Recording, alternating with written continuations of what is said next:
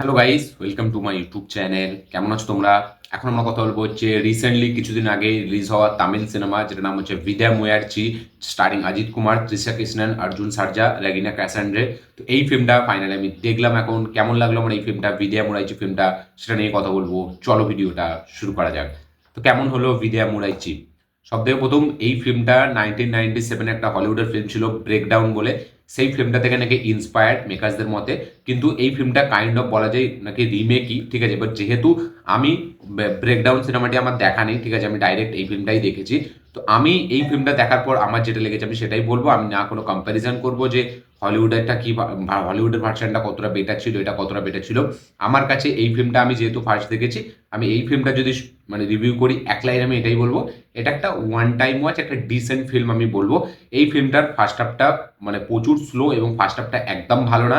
Second হাফটার মানে last 30 বা 35 minute ফিল্মটা বেশ হুক করে রাখে, সেখানে একটা এঙ্গেজমেন্ট প্রোভাইড করে এবং সেখান থেকে ফিল্মটা দেখার একটা মজা থাকে। এবং যেহেতু আমরা জানি এটা একটা অ্যাকশন থ্রিলার ফিল্ম, তাই জন্য একবারই আমরা দেখবো, সেই থ্রিলটাকে অনুভব করব। তাই জন্য প্রথম থেকে সেট আপটা এমনভাবে করতে হবে, এমনভাবে বিল্ড করতে হবে জিনিসটাকে, যেন প্রথম 10 মিনিট পরেই আমরা ফিল্মটার সাথে হুক হয়ে যাই, প্রথম 10 মিনিট পরে আমরা ফিল্মটার সাথে পুরো জুড়ে যাই। কিন্তু এইখানে কিন্তু সেটা হচ্ছে না।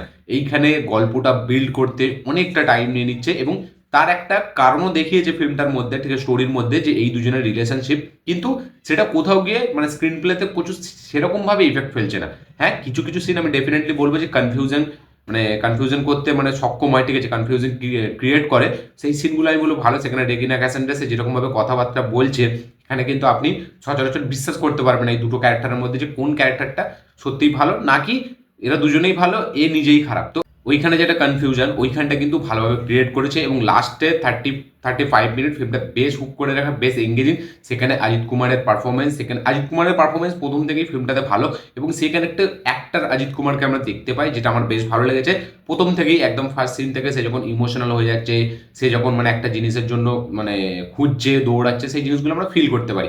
তো সেইখানে অজিত কুমারের পারফরমেন্স ভালো। তৃষা কৃষ্ণন সে আছে আছে ওকে ওকে। রেগিনা ক্যাসান্ড্রা সে কাইন্ড অফ একটু ভালো অ্যাক্টিং করেছে এখানে, তার ক্যারেক্টারটা একটু সাইকো এবং তার ক্যারেক্টারটা এই যে কথাবার্তা সেইগুলোর মধ্যে সে খুব চালাকি আছে, ঠিক আছে, সে খুব স্মার্ট। তাই জন্য এই যে কথাবার্তাগুলো বলে, এই যে এদের দুজনের রিলেশনশিপ নিয়ে, সেই জিনিসগুলো বেশ আপনাকে ভালো একটা মানে থ্রিল প্রোভাইড করবে যে অ্যাকচুয়ালি থেকে সত্যি এরকম হচ্ছে। মানে আপনি কনফিউশন থাকবেন যে মানে কারটা ঠিক কারটা ভুল। তো ওই ওই জিনিসটা ভালো এবং কিছু কিছু টুইস্ট সেগুলো ভালো রিভিল করছে। কিন্তু তারপরে মানে যেহেতু কথাবার্তার মাধ্যমে টুইস্টগুলো বেরোচ্ছে, তাই জন্য আপনি সেই টুইস্টগুলোকে বিশ্বাস করতে পারছেন না যতক্ষণ না আপনি লাস্ট পর্যন্ত দেখছেন ক্লাইম্যাক্সে। তো ফিল্মটার মেন জিনিসটা হলো যে সেকেন্ড হাফটা ফিল্মটার আমার বেশ ভালো লেগেছে। ওয়ান টাইম ওয়াচ হলেও সেকেন্ড হাফটা বেশ ভালো হুক করে রাখে এবং লাস্টের 30 মিনিট তো মানে পুরো একদম মানে কি টু দ্য পয়েন্ট চলে ফিল্মটা, সেটা বেশ ভালো লাগে। অর্জুন সার্জা সে অ্যাজ অ্যান্টাগনিস্ট ভালো প্লে করেছে, হেভি একটা রোল প্লে করেছে সেখানে। তার ক্যারেক্টারের যেরকম আর তার চুলের যেরকম স্টাইল, ঠিক আছে, সেই ক্যারেক্টারটা যেরকম একটা মানে একটা অরা, যদি আমি বলি মানে ভিলেনিয়াস যে ব্যাপার, সেটা কিন্তু তাকে দেখলে মনে হয় এবং তার ক্যারেক্টারের মানে কথাবার্তার মনে হয়, সেটা কথাবার্তার মধ্যে দিয়েও কিন্তু সেটা মনে হয়। এবং ফার্স্ট শটে যেখানে আমরা দেখতে পাচ্ছি যে অর্জুন সার্জার এন্ট্রি হচ্ছে, তারপরে একটা সিন আছে, সেখানে কিন্তু অর্জুন সার্জার পারফরমেন্স বেশ ভালো। তো পারফরমেন্স যদি বলি, সব থেকে ভালো হয়েছে এখানে অজিত কুমারের, ঠিক আছে। অজিত কুমারের কথা যদি আমি বলি, তো রিসেন্টলি দেখা সব থেকে বেটার পারফরমেন্স আমার এটাতেই মনে হয়েছে। বাকি আর যারা সাপোর্টিং কাস্টে আছে, তৃষা কৃষ্ণনের কাজ আমার সেরকম কিছু লাগেনি, কারণ সেই ফিল্মে নেই। অর্জুন সার্জাও কিছুটাই আছে, তারপরে অনেকটা টাইম এসে নেই, যেহেতু সে অ্যান্টাগনিস্ট, তাই জন্য মনে হয় সে আছে। রেগিনা ক্যাসান্ড্রা তার পারফরমেন্স আমার বেশ ভালো লেগেছে। বাকি এখানে একটা দুটো সাপোর্টিং কাস্টে যাদেরকে নেওয়া হয়েছে, তাদের একজন আছে যার মধ্যে একটু তার ক্যারেক্টারটা আমার ভালো লেগেছে, যেটা একটা পাগলের অ্যাক্টিং করবে সে, সেই মানে ওই ছেলেটার ক্যারেক্টারটা আমার বেশ ভালো লেগেছে, ওর বেশ অ্যাক্টিং স্টাইলটা আমার বেশ ভালো লেগেছে। বাকি অনিরুদ্ধের বিজিএম কিন্তু বেশ ভালো, বিজিএমটা যে হিসাবে চলতে থাকে, যেহেতু এটা একটা মাস কমার্শিয়াল ফিল্ম না, তাই জন্য একটা থ্রিলার ফিল্ম, তাই জন্য যেখানে যেরকম বিজিএম দেওয়া দরকার অনিরুদ্ধ কিন্তু সেইখানে সেরকমই বিজিএম দিয়েছে। বাট ফিল্মটা ওভারঅল স্ক্রিন প্লেটা যদি আমি বলি, ফার্স্ট হাফটা প্রচুর স্লো এবং সেখানে মানে বিল্ড হতেই ফিল্মটার মানে 1 ঘন্টা 20-30 মিনিট শেষ হয়ে যায়, যেখানে ফিল্মটা আমার মনে হয় অনেকটা পড়ে গেছে এবং বিল্ড আপটা অনেকটা টাইম নিয়েছে। আমার মনে হয় না এতটা টাইম নিয়ে মানে এই রিলেশনশিপটা এতটা না দেখিয়ে, ঠিক আছে, একটু হালকার মধ্যে দেখিয়ে মেন কনসেপ্টটাই আসলে, ঠিক আছে, সেখানে কিছু টুইস্ট অ্যান্ড টার্নস রাখলে সেখানে টান টান উত্তেজনা যে ভাব, এটা আমরা ফিল করতে পারি না ফিল্মটার মধ্যে।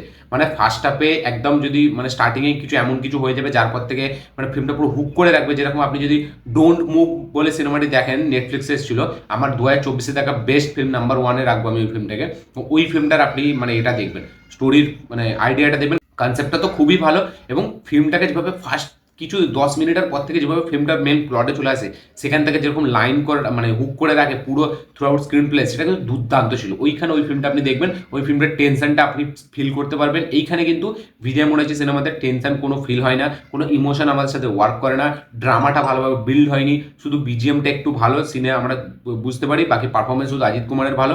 বাকি ফিল্মটার মধ্যে এক্সট্রা কিছু নেই যেটা আপনার একটা মানে একটা কি বলবো রিপিট ভ্যালু একটা দেবে, সেরকম কিছু নেই। ফিল্মটা মেন মুদ্দায় আসতে অনেকটা টাইম নিয়ে নেয়, তখন অডিয়েন্স অলরেডি বোরিং হয়ে যাবে, এবং তারপরে আমরা জানি যে একটা টাইমের পর কি হতে চলেছে।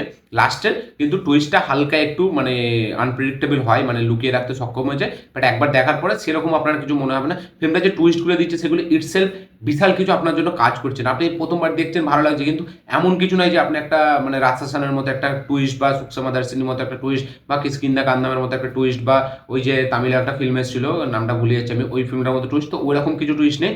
টুইস্টগুলো আছে কিন্তু কথাবার্তার মাধ্যমে, কিন্তু সেটা আপনাকে মানে বিলিভ করতে হবে কি না করতে হবে সেটা আপনার ব্যাপার, কিন্তু সেটা ভালোভাবে মেনটেন করেছে। কিন্তু ওভারঅল ফিল্মটার মধ্যে যেগুলো জিনিসগুলো ফিট বসিয়েছে সেগুলো কিন্তু সেভাবে ফিট বসেনি।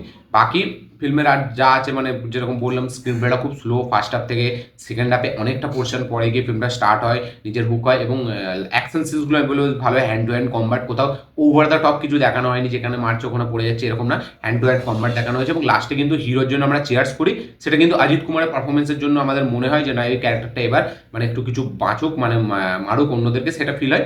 বাকি পুরো ফিল্মটা শেষ হওয়ার পর একবার আপনার মনে হবে যে ওয়ান টাইম ওয়াচ একটা ডিসেন্ট ফিল্ম দেখলাম। এই ফিল্মটা আমার মনে হয় না হেভি কিছু ফিল্ম বা একটা যে রিপিট ভ্যালু আছে সেরকমও কিছু না, লাস্টের 20-25 মিনিট একটু ভালো লাগে ফিল্মটার। বাকি ওভারঅল ফিল্মটা ঠিকঠাক মানে কি বলবো খুবই বিলো অ্যাভারেজ ওয়েতে চলতে থাকে। স্ক্রিন প্লেটার মধ্যে প্রবলেম আছে, রাইটিং খুবই খারাপ, মানে ওই ফিল্মটা থেকে যদি ইন্সপায়ার্ড হয় এই ফিল্মটা বানানো হয়, আমি বলবো খুবই ভুল ডিসিশন ছিল। এর জায়গায় অরিজিনাল বানানোর প্ল্যান আমি বলবো আরও ভালো হতো যদি অরিজিনাল বানাতো। তো বিদ্যা মুরাইচি সিনেমাটি আমার কাছে এক লাইনে খুবই একটা অ্যাভারেজ ফিল্ম মনে হয়েছে। আপনাদের কি বক্তব্য, কি মতামত, কি রিয়াকশন এই ফিল্মটা নিয়ে অবশ্যই কমেন্টে লিখে জানাবেন। কারা কারা আছেন যারা অরিজিনাল ফিল্ম ব্রেকডাউনটা দেখেছেন তারা অবশ্যই কমেন্টে লিখে জানাবেন যে ব্রেকডাউনের তুলনায় এই ফিল্মটা কতটা হেভি, কি এই ফিল্মটা তার তুলনায় অনেকটা খাটো, তো সেটা অবশ্যই কমেন্টে লিখে জানাবেন। যারা যারা এখনো বিদ্যা মুরাইচি দেখেননি, দেখবেন ভাবছেন, আপনারা গিয়ে দেখতে পারেন, দেখে অবশ্যই কমেন্ট করবেন যে আপনাদের কি বক্তব্য, কি মতামত, কি রিয়াকশন। যারা অলরেডি থিয়েটারে এক্সপিরিয়েন্স করেছেন তারাও অবশ্যই কমেন্টে লিখে জানাবেন আপনাদের কি বক্তব্য, কি মতামত, কি রিয়াকশন। আমার এই ভিডিওটা ভালো লাগে থাকলে লাইক, শেয়ার, কমেন্ট করে দেবেন। চ্যানেলটি নতুন হলে চ্যানেলটিকে সাবস্ক্রাইব করবেন, বেল আইকনটি প্রেস করতে ভুলবেন না। দেখা হচ্ছে পরের ভিডিওতে, ততক্ষণের জন্য।